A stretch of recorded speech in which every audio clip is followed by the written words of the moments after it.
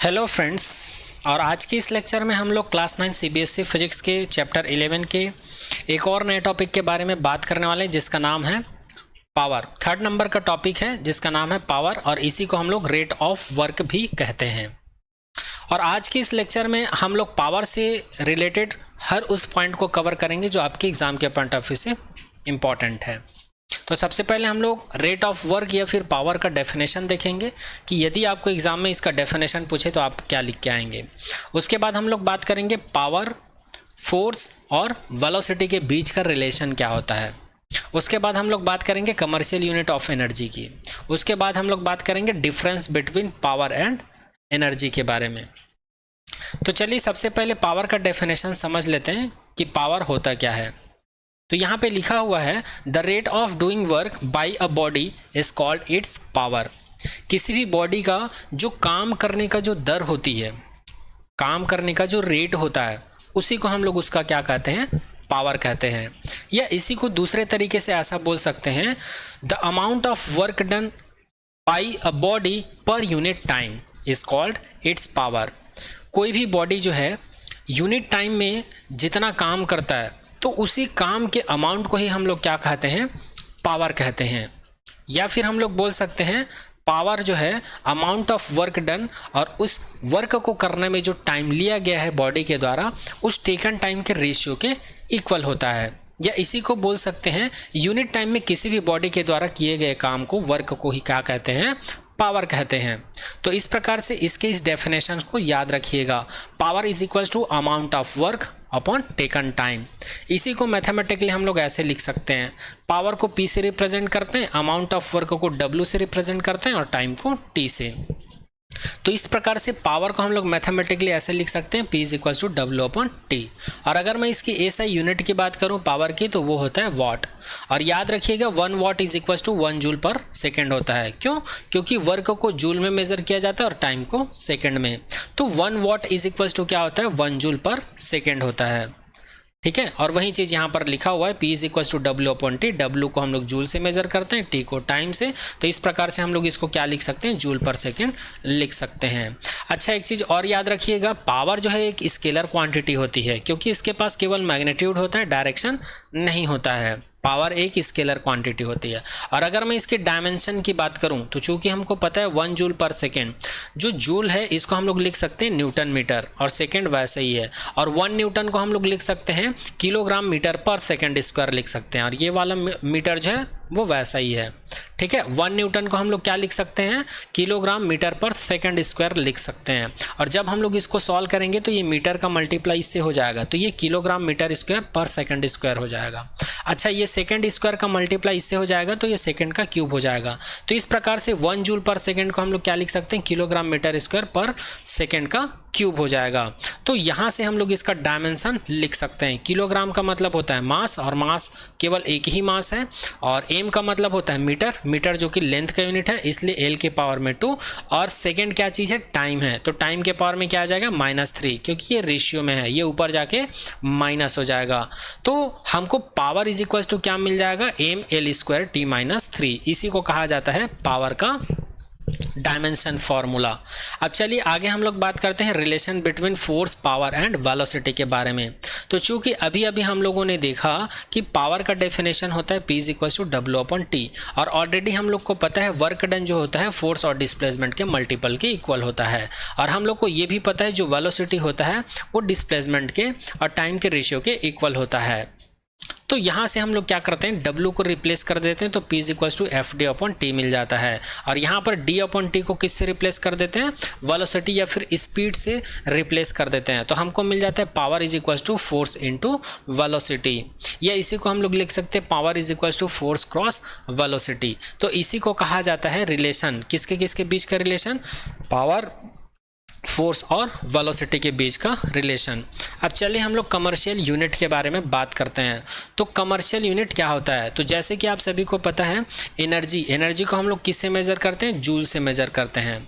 ठीक है। तो एनर्जी को मेजर करने का एक और यूनिट होता है, वो यूनिट होता है किलो वाट और आवर। तो इसी को क्या कहा जाता है, किलोवाट आवर, इसी को कहा जाता है कमर्शियल यूनिट ऑफ एनर्जी। और वही चीज़ यहाँ पर लिखा हुआ है kilowatt hour, in short KWH, जो किलोवाट आवर है इसी को शॉर्ट में KWH लिखा जाता है। तो इसी KWH को ही क्या कहा जाता है, कमर्शियल यूनिट कहा जाता है। इसी को एक और नाम से जाना जाता है, 1 मार्क्स में कभी कभी पूछ देते हैं तो याद रखिएगा, कमर्शियल यूनिट का जो दूसरा नाम है उसको कहा जाता है ट्रेड यूनिट, या इसी को कहा जाता है बोर्ड ऑफ ट्रेड यूनिट। क्या कहा जाता है, बोर्ड ऑफ ट्रेड यूनिट कहा जाता है, और शॉर्ट में इसको लिखा जाता है B.O.T। B का मतलब होता है बोर्ड, O का मतलब होता है ऑफ, T का मतलब होता है ट्रेड। ठीक है, तो इसको बोर्ड ऑफ ट्रेड यूनिट भी कहा जाता है। किसको, कमर्शियल यूनिट को, किसका, एनर्जी का। और कमर्शियल यूनिट ऑफ एनर्जी क्या होता है, किलोवाट आवर होता है। अब चलिए हम लोग किलोवाट और जूल के बीच रिलेशंस निकालते हैं। चूंकि एनर्जी का यूनिट हम लोग को पता है ये जूल होता है, तो फिर एनर्जी का जो यूनिट है KWH क्यों लिखा जाता है, आखिर कितना जूल जो है किलोवाट आवर के इक्वल होगा, इस चीज़ को हम लोग जानने वाले हैं। तो चूंकि हम लोग को पता है पावर का डेफिनेशन होता है P = W/T, इसको मैं लिख सकता हूँ W = PT। अब यहाँ से वर्क डन का मतलब क्या होता है, ये भी एक प्रकार का एनर्जी का ही फॉर्म है, तो ये जूल होगा। और P का मतलब होता है पावर मतलब वॉट, और टाइम, T का मतलब होता है टाइम का मतलब होता है सेकेंड। फिलहाल अभी हम लोग इसको इक्वेशन नंबर 1 कंसिडर कर लेते हैं। अब यहाँ पर ये जो 1 किलोवाट आवर है, चूंकि ये 1 किलोवाट आवर है, इसको क्या लिख सकते हैं हम लोग, 1 किलोवाट क्रॉस 1 आवर लिख सकते हैं। और 1 किलोवाट का मतलब होता है 10⁻³ वाट, और 1 आवर का मतलब होता है 6 × 6 सेकेंड। क्यों, क्योंकि 1 आवर में कितने होते हैं, 60 मिनट होते हैं। ठीक है, और 1 मिनट में कितने होते हैं, 60 सेकेंड होते हैं। तो ये जो आवर है इसको सेकेंड में चेंज करने के लिए इस 1 को हम लोग 60 से 2 बार मल्टीप्लाई करेंगे। ठीक है, 6 × 6 करेंगे, तो ये जो आवर है ये सेकेंड में कन्वर्ट हो जाएगा। और यहाँ पर किलोवाट जो है वाट में कन्वर्ट हो जाएगा जब 1 का मल्टीप्लाई हम लोग किससे करेंगे, 10⁻³ से करेंगे। तो यहाँ पर 60 और 60 का मल्टीप्लाई करने पर हम लोग को 3600 मिल जाएगा। और ये वाला वाट को यहाँ पर लिख देते हैं और ये वाला सेकेंड को यहाँ पर, और ये 10⁻³ वैसे ही रहेगा। अब जब हम लोग इसको सॉल्व करेंगे तो ये हो जाएगा 36 × 10⁻³, इसको मैं 10⁻² लिख सकता हूँ। तो 10⁻² और 10⁻³ क्या हो जाएगा, 10⁻5 हो जाएगा। अब यहाँ पर मैं 10 का मल्टीप्लाई और 10 का डिवीजन कर देता हूँ, तो मुझे क्या मिल जाएगा यहाँ पर 36/10 क्रॉस 10 10⁻5 वाट सेकेंड हो जाएगा। अब यहाँ पर ये 36/10 है, इसको मैं क्या लिख सकता हूँ, 3.6 लिख सकता हूँ। और यहाँ पर 10⁻1 है, 10⁻5 है, इसको मैं 10⁻6 लिख सकता हूँ। तो 1 kilowatt hour is equal to कितना मिल गया, 3.6 क्रॉस 10⁻6 वाट सेकेंड मिल गया। अब हम लोग इक्वेशन नंबर 1 का इस्तेमाल करते हैं। इक्वेशन नंबर 1 से हमारे पास है W is equal to PT, अर्थात work done is equal to power into T। और वर्क डन का जो यूनिट होता है वो जूल होता है, P का वाट होता है और T का सेकेंड होता है। ठीक है, और हम लोग को अच्छा यहाँ पर तो इक्वेशन नंबर 1 से इस रिलेशन से क्या मिल जाएगा हमको, 1 joule is equal to 1 watt second मिल जाएगा। और यहाँ पर क्रॉस 1 कर देंगे तब भी इसके ऊपर कुछ फर्क नहीं पड़ेगा। और 1 वाट सेकेंड को हम लोग क्या लिख सकते हैं, 1 जूल लिख सकते हैं। तो इस वाली इक्वेशंस को हम लोग क्या लिख देंगे, 1 kilowatt hour is equal to 3.6 cross 10 की पावर में 6, 3.6 क्रॉस 10 की पावर में 6। और यहाँ पर 1 वाट सेकेंड है, 1 वाट सेकेंड को हम लोग क्या लिख सकते हैं, 1 जूल लिख सकते हैं। तो यहाँ पर मैं जूल लिख दिया हूँ। इस प्रकार से 1 किलोवाट आवर को हम लोग क्या लिख सकते हैं, कितने जूल के इक्वल लिख सकते हैं, 3.6 क्रॉस 10⁻6 जूल के इक्वल लिख सकते हैं। और यही हमारा टारगेट था कि किलोवाट आवर और जूल के बीच रिलेशन फाइंड आउट करना। अच्छा, एक चीज़ और नोट करिएगा, जैसे कि आप लोग अपने घरों में जो ट्यूबवेल होता है, ये बोर होता है, मशीन होता है, उसमें आप लोग सुने होंगे कि 1 HP का मोटर लगा है, 2 HP का मोटर लगा है, 3 HP का मोटर लगा है। तो वहाँ पर HP बोलने का मतलब क्या होता है, 1 HP 2 HP ऐसा बोलने का मतलब क्या होता है। तो याद रखिएगा, H का मतलब होता है हॉर्स और P का मतलब होता है पावर। तो HP का मतलब होता है हॉर्स पावर। और याद रखिएगा 746 अर्थात 746 वाट इज इक्वल टू क्या होता है, 1 हॉर्स पावर होता है, 1 HP होता है। ठीक है। 746 वाट इज इक्वल टू क्या होता है, 1 हॉर्स पावर होता है। इस चीज़ को याद रखिएगा। तो यहाँ पर पावर से रिलेटेड जितना भी पॉइंट था सारा पॉइंट यहाँ पर कवर होता है। हम लोगों ने क्या क्या देखा पावर के अंदर में, डेफिनेशन देखे, रिलेशंस देखे, कमर्शियल यूनिट देखे हैं। अब हम लोग को एक चीज़ और देखना बाकी रह गया, difference between power and energy. लेकिन डिफरेंस देखने से पहले हम लोग पावर का जो कॉन्सेप्ट पढ़े हैं उससे रिलेटेड कुछ क्वेश्चन सॉल्व कर लेते हैं ताकि आप लोग को कुछ कॉन्सेप्ट्स और क्लियर हो जाएं। तो चलिए यहाँ पर एक एग्जांपल है, ये आप लोग के एनसीईआरटी का ही एग्जांपल है, इसको थोड़ा सा सॉल्व कर लेते हैं। तो जब भी फिजिक्स का न्यूमेरिकल सॉल्व करते हैं तो हमारा 3 टारगेट पहले होना चाहिए। पहले हम लोग को क्वेश्चन को रीड करके एनालिसिस करना है कि हमको क्या डाटा दिया हुआ है। दूसरा, हमको क्या निकालना है ये एनालिसिस करना है। तीसरी चीज़, जो गिवन है हमको और जो निकालना है दोनों को एनालिसिस करके हमको फार्मूला अप्लाई करना है कि कौन सा फार्मूला लगेगा।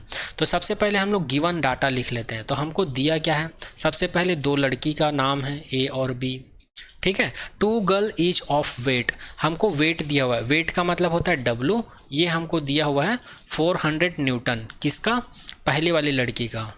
Climb up rope through a height of 8 metre, यहाँ पर हाइट का भी वैल्यू दिया हुआ 8 metre. We name one of the girl A, हाँ ये हम लोगों ने बता दिए हैं। And the other girl B, दूसरे गर्ल्स है उसको हम लोग बी नाम दे दिए हैं। Girl A takes 20 second while B takes 50 second to accomplish this task. इन दोनों को टास्क दिया गया है कि 8 मीटर की हाइट को उन लोग को क्या करना है, क्लाइंब करना है, चढ़ना है, ठीक है। तो ये जो लड़की है उस टास्क को पूरा करने में कितना सेकंड लेते हैं, t is equal to 20 second लेते हैं।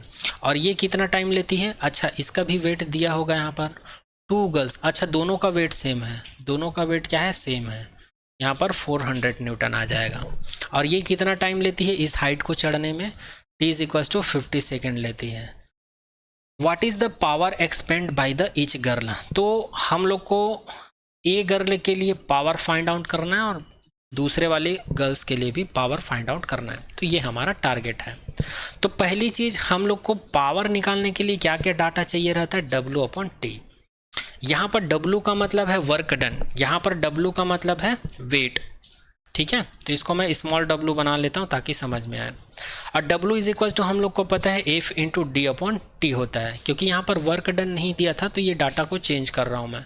और यहाँ पर FD को हम लोग क्या लिख सकते हैं, यहाँ पर हाइट की बात कर रहे हैं मतलब ग्रेविटी का इफेक्ट होगा, तो इसको मैं mg लिख लेता हूँ F को, क्योंकि न्यूटन के सेकेंड लॉ से हम लोग को पता है F is equal to ma होता है। तो यहाँ पर a के जगह पर g रिप्लेस किया हूँ और d के जगह पर यहाँ पर हाइट दिया हुआ है इसलिए मैं इसको h कर लेता हूँ और यहाँ पर इसको t लिख देता हूँ। तो पावर का फॉर्मूला निकल के आ गया है जो डाटा दिया हुआ है उसके हिसाब से, P is equal to mg h/T। अच्छा यहाँ पर इसको mg में क्यों कन्वर्ट किया हूँ, क्योंकि यहाँ पर हमको दोनों गर्ल्स का वेट दिया हुआ है और वेट का फॉर्मूला होता है mg, वेट का फॉर्मूला क्या होता है, mg होता है, इस वजह से। अब चलिए इस वाले लड़की की हम लोग क्या निकालते हैं, पावर निकालते हैं। तो PA निकालते हैं, तो PA यहाँ पर mgh लगाना है हम लोग को, mgh/T। तो m का वैल्यू हमारे पास क्या है, अच्छा mg का वैल्यू हमारे पास क्या है पहली वाली लड़की के लिए, तो ये है 400 न्यूटन। तो यहाँ पर 400 राइट डाउन कर लेंगे और यहाँ पर h का वैल्यू हमको क्या दिया हुआ है, 8 मीटर दिया हुआ है, तो 8 यहाँ पर सब्स्टिट्यूट कर देंगे। और t का वैल्यू हमको दिया हुआ है 20, तो 20 यहाँ पर पुट अप कर देंगे। तो पावर का वैल्यू यहाँ पर क्या निकल के आ जाएगा, ये और ये कैंसिल आउट हो जाएगा और ये भी कैंसिल आउट हो जाएगा, तो ये आ जाएगा 160 वाट। पावर का वैल्यू क्या आ गया, 160 वाट। इसी प्रकार इसका भी निकाल सकते हैं, PB इज इक्वल टू, यहाँ पर mg का वैल्यू क्या दिया हुआ है 400, हाइट का वैल्यू क्या दिया हुआ है 8, टाइम का वैल्यू दिया हुआ है 50, तो ये 0 0 कैंसिल आउट हो जाएगा, ठीक है। और जब हम लोग इसको मल्टीप्लाई करेंगे तो 8 4 दी कितना होता है 32, ये हो जाएगा 320/5। और जब हम लोग इसको डिवाइड करेंगे तो यह आ जाएगा 664 वाट। तो अगर हम लोग यहाँ पर पावर की बात करें तो एक के पास है पावर 64 वाट का पावर है और एक के पास पावर कितना है 160 वाट का पावर है। तो यहाँ पर ये क्वेश्चन जो है कंप्लीट होता है, ठीक है। अब चलिए सेकंड क्वेश्चन को सॉल्व करते हैं। एक और क्वेश्चन है, ये 11.9 एग्जाम्पल है, आप लोग के बुक में दिया हुआ है। एक बल्ब दिया हुआ है हमको 60 वाट का। क्या दिया हुआ है? एक बल्ब दिया हुआ है 60 वाट का। 60 watt is used for 6 hour per day, और इस बल्ब को डेली 6 घंटे यूज़ किया जाता है। Calculate the unit of energy consume in 1 day by the bulb. तब हमको ये बताना है कि ये जो 60 वाट का बल्ब है एक दिन में कितना एनर्जी यूज़ करता है या खपत करता है, कंज्यूम करता है। ठीक है, एक बार और रिपीट कर देता हूँ। एक इलेक्ट्रिक बल्ब दिया हुआ है हमको, मैं कंसीडर कर लेता हूँ ये एक इलेक्ट्रिक बल्ब है। ठीक है, ये एक इलेक्ट्रिक बल्ब है जो कि कितने पावर का है? 60 वाट का है, और ये डेली 6 घंटे तक जलता है।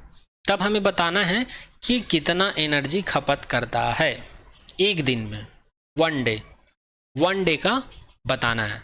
तो सबसे पहले वही काम करना है, पहले गिवन डाटा लिखना है, फिर निकालना क्या वो लिखना है, फिर एनालिसिस करके फॉर्मूला अप्लाई करना है। तो सबसे पहले पावर ऑफ इलेक्ट्रिक बल्ब दिया हुआ है 60 वाट। 60 वाट को अगर मैं किलोवाट में कन्वर्ट करूं तो ये हो जाएगा 0.06। क्यों? क्योंकि 60 को किलोवाट में चेंज करने के लिए 10 की पावर -3 का मल्टीप्लाई करते हैं, और यदि ये किलोवाट में रहता और वाट में कन्वर्ट करना रहता तो 10 की पावर +3 का मल्टीप्लाई करते हैं। अच्छा, यहाँ पर हम लोग वाट को किलोवाट में क्यों चेंज कर रहे हैं? क्योंकि यहाँ पर यूनिट निकालना है, और यूनिट जो है कमर्शियल यूनिट का शॉर्ट फॉर्म है। कमर्शियल यूनिट को शॉर्ट में यूनिट्स कहते हैं। तो इस यूनिट्स का मतलब है कमर्शियल यूनिट। कमर्शियल यूनिट का मतलब है हम लोग को यहाँ किलोवाट आवर के टर्म्स में आंसर लाना है, इस वजह से। और यहाँ पर यूज्ड टाइम कितना है? 6 आवर है। अब हम लोग को निकालना क्या है? एनर्जी निकालना है। अब हम लोग को पता है पावर का फॉर्मूला जो है W/T होता है, और W का मतलब एनर्जी ही होता है। अब एनर्जी निकालना है तो E = T को इधर ट्रांसफ़र कर दूंगा तो ये क्या हो जाएगा? PT हो जाएगा। तो E = PT। तो इसी को यहाँ पर लिखा हुआ है energy = power cross time taken. ठीक है, अब पावर का वैल्यू हमारे पास है 0.06 किलोवाट क्रॉस टाइम का भी वैल्यू है 6 आवर। तो जब 6 को 0.06 से मल्टीप्लाई करेंगे तो कितना मिलेगा? 0.36 किलोवाट आवर मिलेगा, और यही इस क्वेश्चन का आंसर होगा। यही इस क्वेश्चन का क्या होगा? आंसर होगा। तो यहाँ पर ये क्वेश्चन भी कंप्लीट होता है। आई होप ये क्वेश्चन भी आप लोगों को समझ में आया होगा। और यहाँ पर किलोवाट आवर को शॉर्ट में यूनिट लिख दिया हुआ है। The energy consume by bulb is 0.36 unit. इसका मतलब जिस बल्ब के बारे में बात कर रहे थे वो कितना बल्ब कंज्यूम करेगा, उसके पास कितनी एनर्जी होगी, तो वो होगी 0.36 एनर्जी कंज्यूम करेगा, खपत करेगा वो। अब चलिए आगे हम लोग बात करते हैं difference between power and energy. बहुत लोगों को ये कन्फ्यूज़न रहता है कि पावर और एनर्जी क्या होता है? सेम होता है, बट ऐसा नहीं है। तो चलिए हम लोग जानते हैं क्या डिफरेंस है दोनों में। पावर का मतलब होता है काम करने का दर, काम करने की दर, ठीक है, या रेट ऑफ डूइंग वर्क। जबकि एनर्जी क्या होता है? Capability of doing work, capability of doing work. इसको हम लोग एक एग्जाम्पल के थ्रू समझ सकते हैं।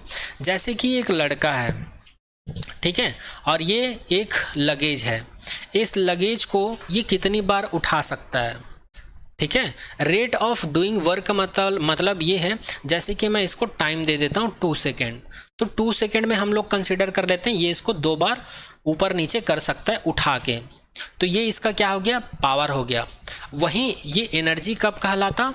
अगर ये यहाँ पर मैं एक लगेज के साथ एक और लगेज डाल देता हूँ, ठीक है, तो ये इनकी क्षमता है ये ऐसे ही 5 लगेज को उठा सकता है। लेकिन मैं 5 के जगह 6 लगेज कर दूं तो ये नहीं उठा पाएगा इसको। तो ये यहाँ पर मैं क्या कर देता हूँ, एक लगेज के बजाय 2 लगेज कर देता हूँ, तो ये उसको उठा लेता है। इसको बढ़ाकर मैं 5 कर देता हूँ तब भी ये उठा लेता है, लेकिन जब 6 कर देता हूँ तो ये नहीं उठा पाएगा। तो इसकी कैपेबिलिटी कितनी है? केवल 5 लगेज को ही ये उठा सकता है। तो ये इसकी क्या हो गई? कैपेबिलिटी हो गई। और वो कैपेबिलिटी कहाँ से आई? तो इसके अंदर की एनर्जी की वजह से आई है। ठीक है, यहाँ पर टाइम से कोई लेना देना नहीं है, यहाँ पर टाइम से लेना देना नहीं है। केवल इस इंसान की कैपेबिलिटी या एबिलिटी से मतलब है कि कितना काम कर सकता है। आई होप अब आप लोग को समझ में आ गया होगा पावर और एनर्जी में क्या डिफरेंस है। जबकि पावर में हम लोग को टाइम से मतलब था कि ये 1 सेकेंड में 2 सेकेंड में कितना काम कर सकता है, ये समय के ऊपर डिपेंड करता था। तो इस प्रकार से ये रहा first difference, rate of doing work, capability of doing work. Power होती है काम करने की दर और एनर्जी होती है काम करने की क्षमता। ठीक है, सेकंड बात करते हैं फॉर्मूले की। तो पावर का फॉर्मूला होता है power is equal to W/T, जहां पर W को बोला जाता है work done, amount of work, और T को बोला जाता है टाइम। सेकंड बात करते हैं एनर्जी जो है वर्क के इक्वल होता है। अगर मैं पावर के यूनिट की बात करूं तो इसका यूनिट होता है वॉट, और एनर्जी के यूनिट की बात करता हूं तो ये होता है जूल। ये जूल को हम लोग कन्वर्ट कर सकते हैं किलोवाट आवर में, जिसको कमर्शियल यूनिट कहते हैं। नेक्स्ट बात करते हैं time is important, time is no important. अच्छा, ये तो मैं यहीं पर बता चुका हूँ कि पावर जो है टाइम के ऊपर डिपेंड करता है, बट एनर्जी जो है इनको टाइम से मतलब नहीं होता है।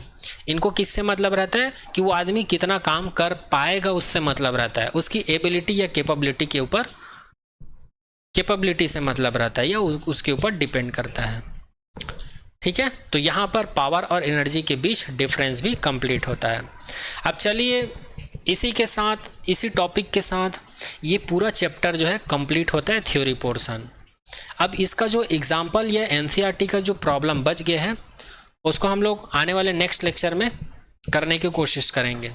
ठीक है, तो आज के लेक्चर में यहीं तक, मिलते हैं आने वाले नेक्स्ट लेक्चर में एक नया टॉपिक के साथ।